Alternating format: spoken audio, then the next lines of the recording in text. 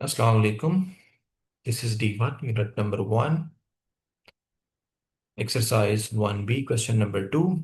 Given the prime factorization of each of the following numbers.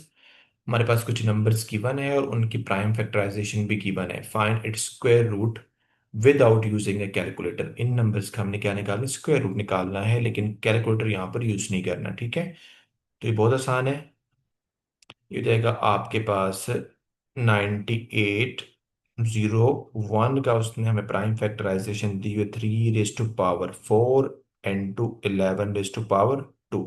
अब हमने क्या करना बेटा, इसका स्क्वायर रूट निकालना है. तो दोनों साइड से हम क्या लेंगे, यहाँ से स्क्वायर रूट लेंगे. ठीक है, तो यहाँ पर आपके पास इवन पावर है. या तो एक दो तरीके हैं कि आप इस पावर को 2 से डिवाइड करवा दें, या हमने क्वेश्चन नंबर 1 में किया था उस तरह आप इसको ब्रेक डाउन कर लें. 3 रेज टू पावर 4 है, तो इसको मैं लिख सकता हूँ 3 raise to power 2 and to 3 raise to power 2 and to 11 power 2. ठीक है, क्योंकि हमने ये पढ़ा हुआ है कि अगर आपके पास x की पावर n प्लस m हो, तो इसको हम लिख सकते हैं x n n to x m. जब बेसिस सेम होती है तो पावर आपस में क्या होती हैं, ऐड होती हैं. यहां पर मैंने यही रूल अप्लाई किया. ठीक है, तो ये देखो कैंसिल आउट हो जाएगा यहां से.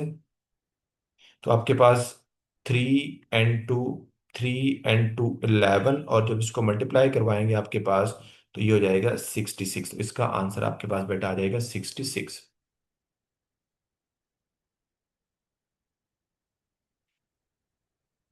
बी पार्ट करते हैं इसका. 35 7 2 1. इसके प्राइम फैक्टराइजेशन हमारे पास गिवन है 3 raise to power 6 and to 7 raise to power 2. तो दोनों साइड से हमने स्क्वायर रूट लेने हैं.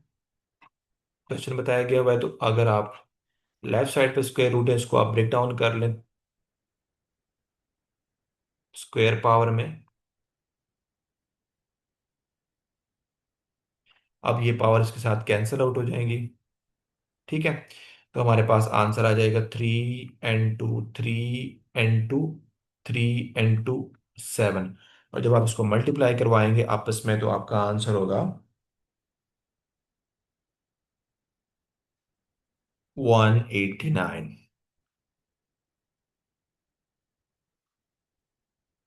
ये हमारे पास दो आंसर आ गए.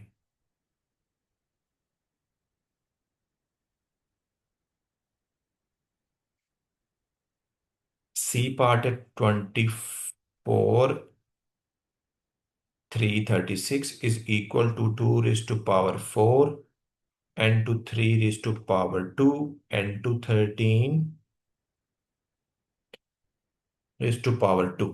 ठीक है, तो दोनों साइड से बेटा हमने क्या लेना है, यहाँ स्क्वायर रूट लेना है.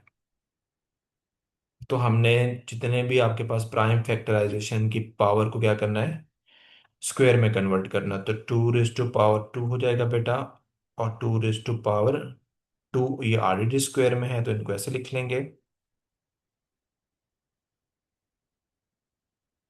तो ये स्क्वायर रूट के साथ ही सारी पावर्स आपस में स्क्वायर के कैंसिल हो जाएंगे. तो आपके पास 2 n to 2 n to 3 n to 13, जब इनको आपस में मल्टीप्लाई करवाएंगे तो आपके पास आंसर आएगा 156. लास्ट पार्ट है डी. 5 18 400. इसके प्राइम फैक्टराइजेशन की हुई है हमारे पास 2 raise to power 8 plus 3 raise to power 4. Sorry, product. ठीक है, उसके बाद n to 5 raise to power 2. तो सबसे पहले हम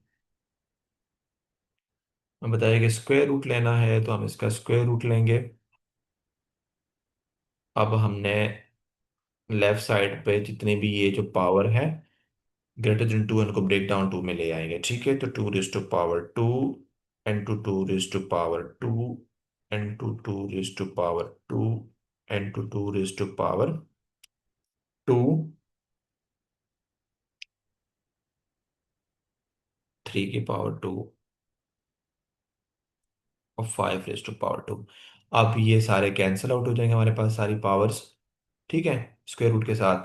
तो यहाँ से 2 n to 2 n to 2 n to 3 n to 3 n to 5। अब जब इसको आप प्रोडक्ट लेंगे तो आपके पास आंसर आएगा इसका 720।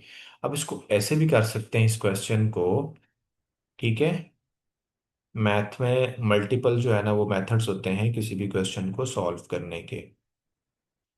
तो अब आप इसको ऐसे कर सकते हैं बेटा, 2 raised to power हमारे पास 8 है और 3 raised to power आपके पास 4 है और ये 5 है।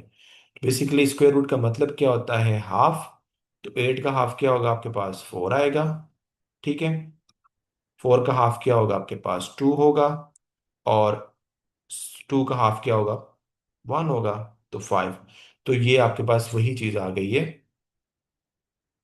यहाँ एक 2 आपके पास और लिखना है, ठीक है, यहाँ सॉरी, ठीक है, क्योंकि 4 आपके पास 2 आएंगे। तो इसको सेम आंसर आएगा, दोनों तरीके से कर सकते हैं आप।